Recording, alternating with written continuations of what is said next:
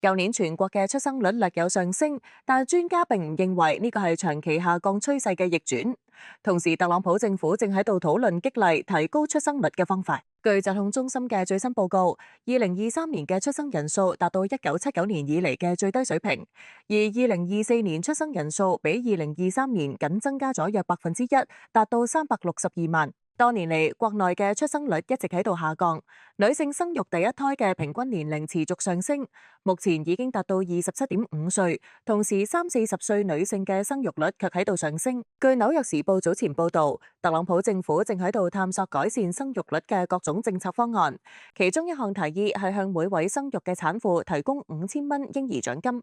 特朗普星期二向記者表示，佢認為呢一個係個唔錯嘅主意。其他提交俾白宮嘅建議，仲包括將30%嘅庫爾布萊特獎學金分配俾已婚或有仔女嘅申請者。另外，仲有一個提議係由政府資助相關項目，令女性更好咁了解佢嘅月經週期。